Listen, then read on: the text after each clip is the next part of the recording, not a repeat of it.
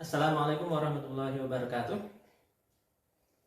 Baik, selamat berjumpa kembali Bapak Ibu Guru Satuan PAUD di Indonesia.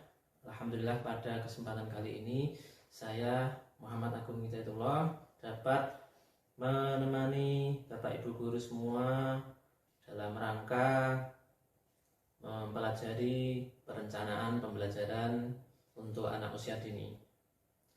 Pada kesempatan kali ini saya akan mengulas tentang kompetensi inti dan kompetensi dasar.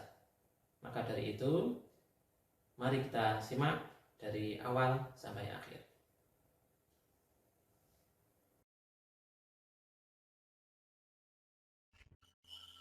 Baik Bapak Ibu Guru PAUD di seluruh Indonesia, sebelum kita membahas lebih lanjut mengenai kompetensi inti dan kompetensi dasar, kita perlu melihat alur penyusunan rencana pembelajaran. Nah, di alur ini kita akan melihat langkah demi langkah yang harus kita lalui dalam mempersiapkan rencana pembelajaran untuk anak usia dini. Nah, yang pertama yang perlu kita lihat dan kita pelajari adalah STPPA. Kita mengenal akronim ini dari kepanjangan Standar Tingkat Pencapaian Perkembangan Anak.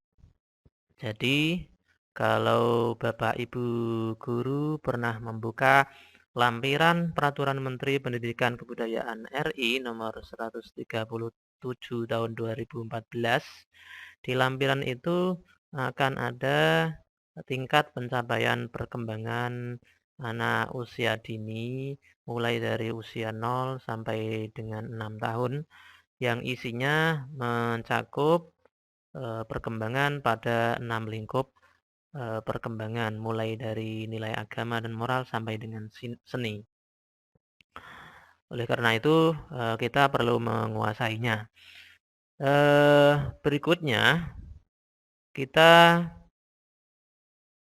juga harus selain STPPA kita juga harus memahami kompetensi inti dan kompetensi dasar sebagai bagian tidak terpisahkan dari STPPA. Kemudian setelah itu kita akan merumuskan indikator pembelajaran sebagai derivasi atau turunan dari KI dan KD. Setelah indikator pembelajaran, kita akan dapat menentukan materi apa yang akan kita siapkan di suatu pembelajaran sesuai dengan indikator yang telah kita susun sebelumnya. Materi-materi yang telah kita tentukan itu kemudian dapat kita pikirkan, kita putuskan, dan kita rangkum dalam suatu tema pembelajaran yang di dalamnya nanti bisa melahirkan subtema ataupun subtema.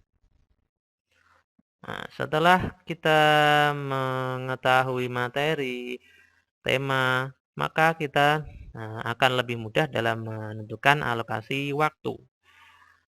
Tema apa pada semester mana, kita akan lebih mudah. Kalau kita tidak melalui langkah-langkah sebelumnya, mulai dari STPPA, mempelajari STPPA sampai dengan menentukan tema, maka kita akan mendapatkan kesulitan dalam mengalokasikan waktu.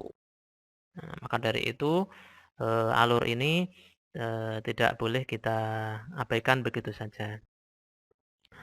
Nah, setelah kita hitung alokasi waktu yang kita sediakan sesuai tema yang kita tentukan sebelumnya, maka selanjutnya adalah membuat program semester.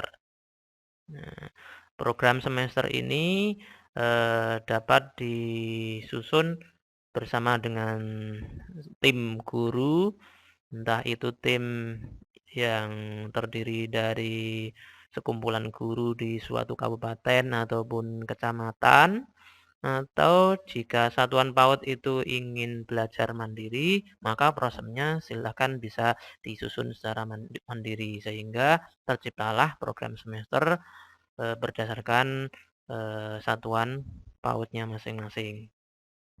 Bagaimana langkah kita selanjutnya setelah proses? Berikutnya adalah menyusun rencana pelaksanaan pembelajaran mingguan. Karena yang sebelumnya itu adalah program semester gasel dan genap pada umumnya seperti itu. Lantas berikutnya diturunkan lagi menjadi rencana mingguan. Sehingga rencana mingguan ini akan memudahkan kita dalam menyusun rencana pelaksanaan pembelajaran harian. Di RPPH ini kita berkesempatan untuk memikirkan pada hari Senin misalnya, pada hari Selasa misalnya, pembelajaran apa yang akan kita lakukan bersama anak-anak kita. Nah, secara lebih detail, barangkali di sini kita akan mengalihkan perhatian kita pada pembahasan berikutnya yang notabene adalah inti dari diskusi kita hari ini, yaitu kompetensi inti dan kompetensi dasar. Nah, tadi sudah saya jelaskan bahwasanya STPPA itu adalah pertumbuhan dan perkembangan anak yang dapat dicapai pada rentang usia tertentu yang telah distandarkan. Yang perlu dicatat di sini adalah yang distandarkan. Artinya apa? Ketika ada anak usia 4-5 tahun misalnya, itu pada umumnya telah bisa secara secara fisik dia telah bisa melompat sejauh 2 jengkal, maka itulah tingkat pencapaian perkembangan yang distandarkan pada lingkup perkembangan fisik motorik. Sehingga harapannya dengan tingkat pencapaian perkembangan anak yang distandarkan itu, ketika kita punya anak, ketika kita punya anak atau siswa di kelas kita yang berusia 4-5 tahun, kok ternyata dia belum dapat melompat sejauh 2 jengkal, maka kita akan lebih siap untuk menyiapkan segala sesuatunya, treatment atau perlakuan apa yang akan kita berikan pada anak tersebut. Hal ini didasarkan pada peraturan menteri yang saya sebutkan tadi nomor 137 tahun 2014. Nah, pertumbuhannya seperti apa? Karena di sini ada kata kunci pertumbuhan. Nah, Bapak Ibu bisa melihat di sini ada BB, TB, dan LK.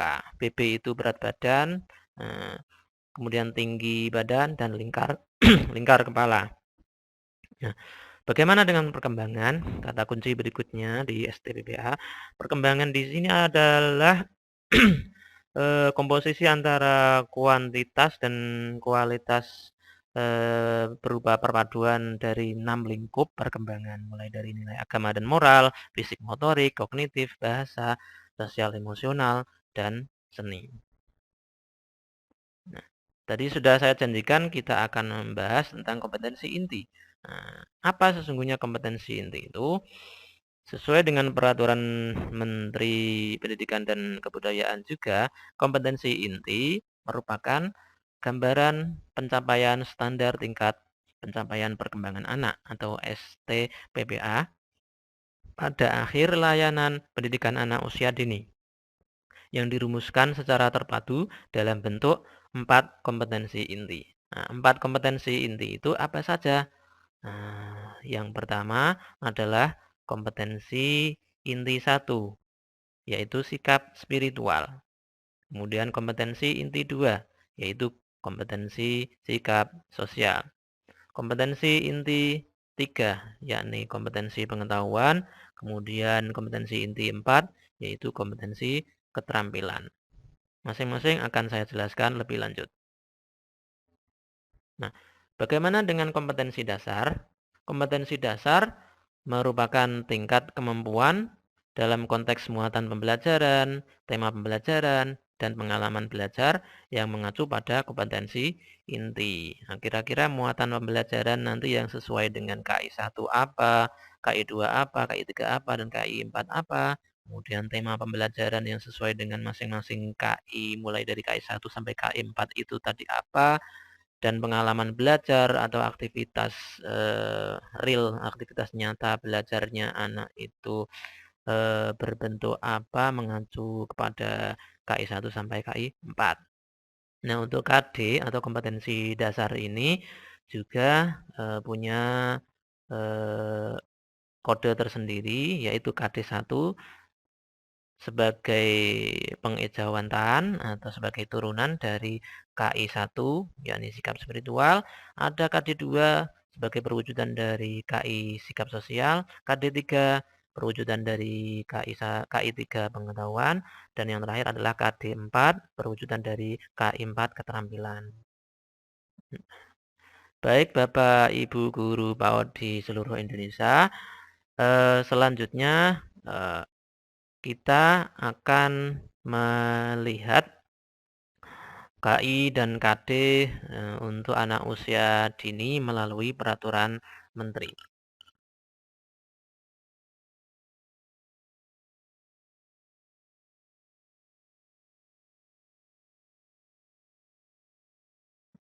Peraturan menterinya adalah Peraturan Menteri Pendidikan dan Kebudayaan nomor 146 tahun 2014 tentang kurikulum 2013 pendidikan anak usia dini. Karena saat ini kurikulum yang ditekankan untuk dilaksanakan mulai dari 2013 lalu adalah kurikulum 2013. Di peraturan menteri tersebut ada lampiran 1 yang isinya berupa struktur atau kerangka dasar dan struktur kurikulum pendidikan anak usia dini. Pada pembahasan KI dan KD, kita bisa berfokus pada halaman mulai dari halaman 5, Bapak Ibu. Jadi kalau di sini di layar dapat kita lihat ada KI 1 sampai KI 4. KI 1 yaitu sikap spiritual hingga KI 4 KI keterampilan. Seperti apa KI 1? Nah, KI 1 itu berbunyi menerima ajaran agama yang dianutnya. Nah, turunannya di KD itu seperti apa? Nah, untuk melihatnya kita bisa mengecek di halaman berikutnya. Oh, di tabel di halaman 6 ini ada kompetensi inti 1 menerima ajaran agama yang dianutnya. Kemudian menjadi KD itu terdiri dari 2 butir. Butir yang pertama 1.1, butir yang kedua 1.2. Ya, butir yang 1.1 berupa mempercayai adanya Tuhan melalui ciptaannya. Kemudian KD 1.2 berupa menghargai diri sendiri, orang lain, dan lingkungan sekitar sebagai rasa syukur kepada Tuhan. Artinya apa? KD 1.1 dan 1.2 ini merupakan gambaran yang lebih deskriptif dari KI 1, sehingga nanti akan lebih memudahkan kita sebagai guru untuk menyusun indikator pembelajaran berdasarkan KD yang sudah ada di tabel sebelah kanan ini. Nah, di sini misalnya mempercayai adanya Tuhan melalui ciptaannya. Dengan KD seperti ini, indikatornya yang lebih spesifik dan akan menjadi tujuan pembelajaran itu apa? Apa atau tandanya orang percaya adanya Tuhan melalui ciptaannya?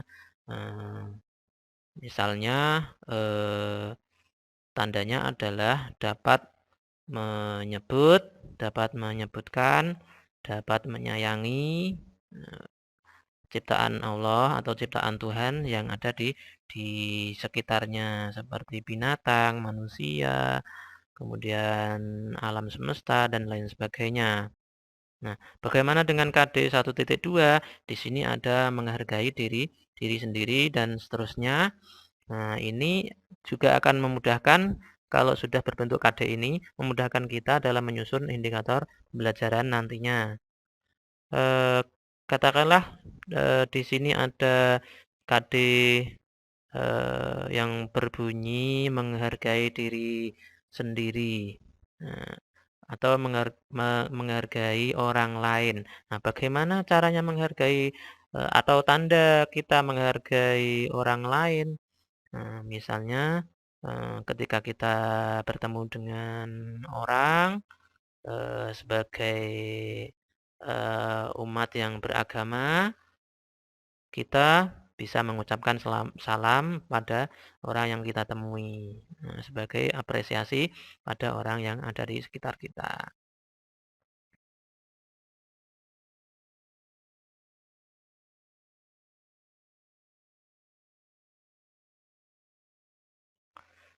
Selanjutnya pada KI 2 kita ada memiliki perilaku hidup sehat, rasa ingin tahu, kreatif dan estetis, percaya diri sampai rendah hati dan santun dalam berinteraksi dengan keluarga, pendidik, dan teman.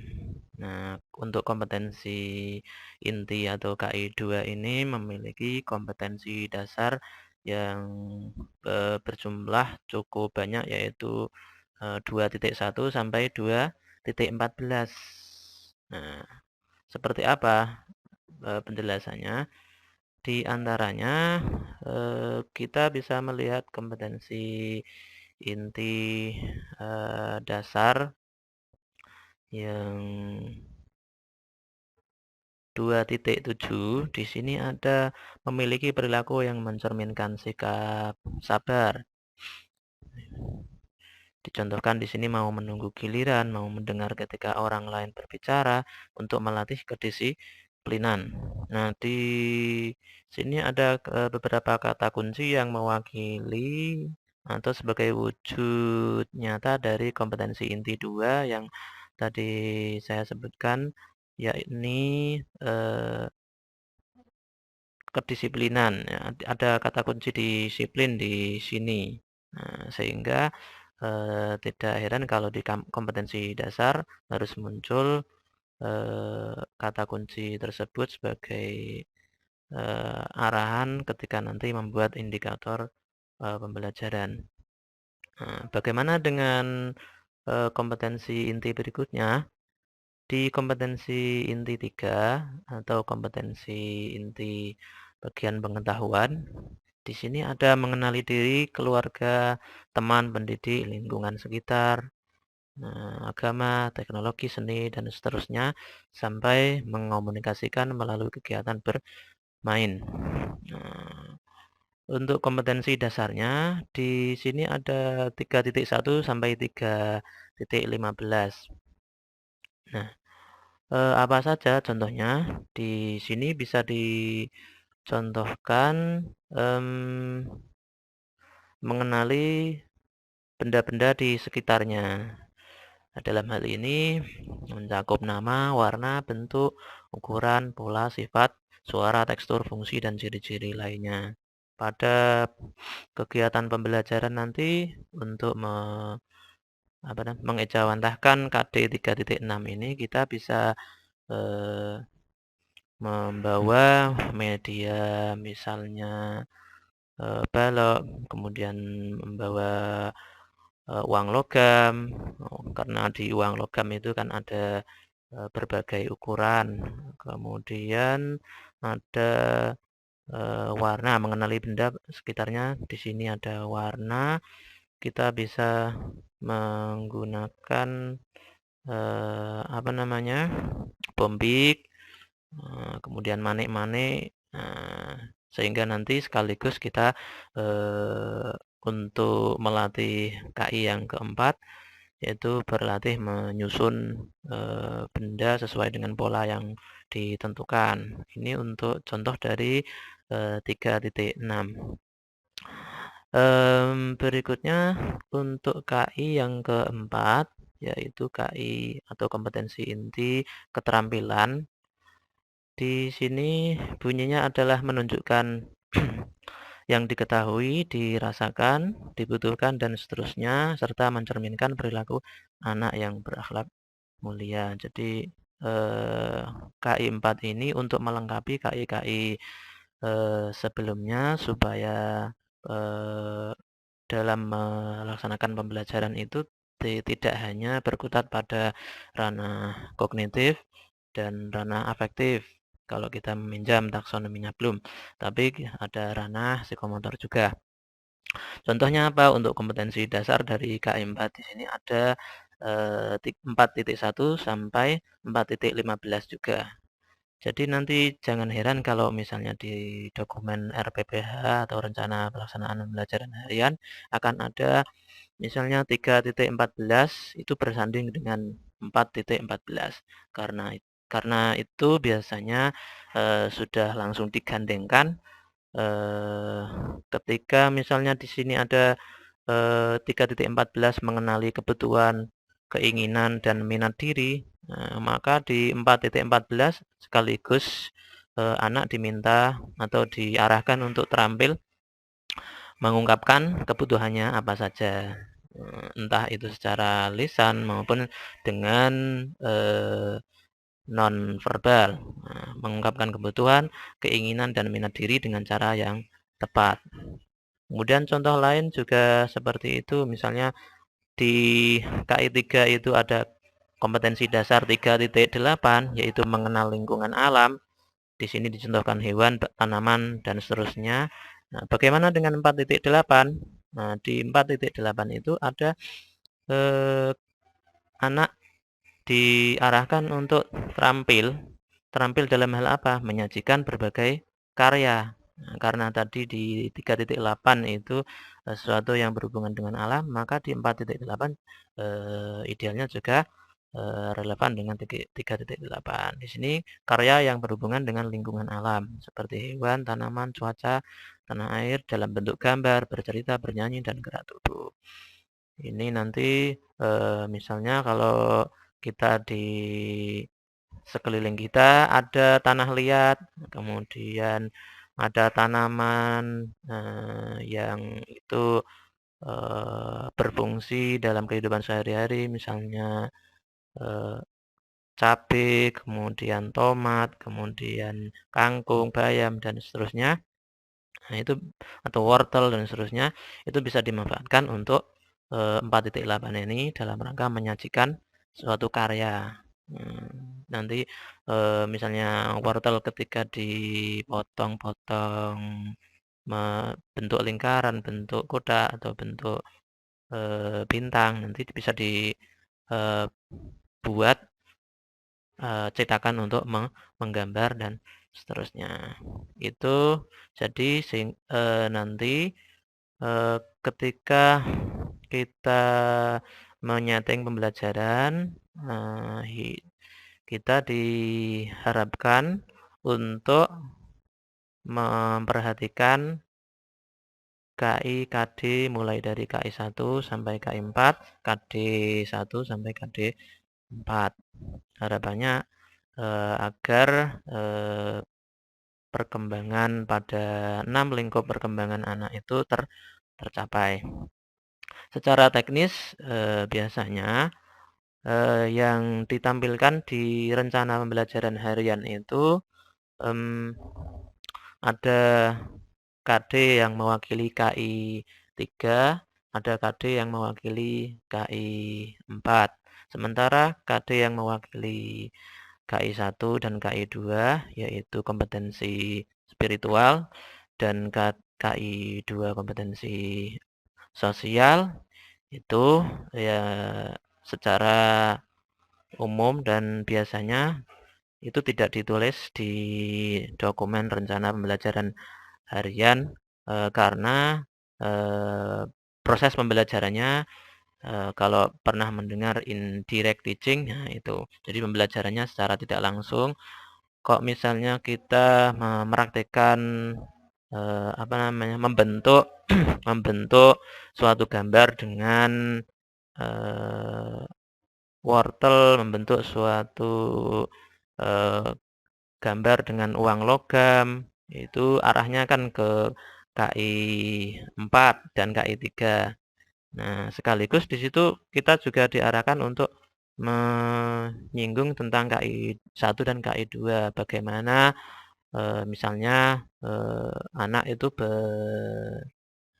apa namanya, menunjukkan sikap percaya dirinya ketika membentuk gambar dengan media yang kita sediakan, kemudian ada apresiasi diri sendirinya ketika sudah melaksanakan pembelajaran dengan media yang kita gunakan tadi.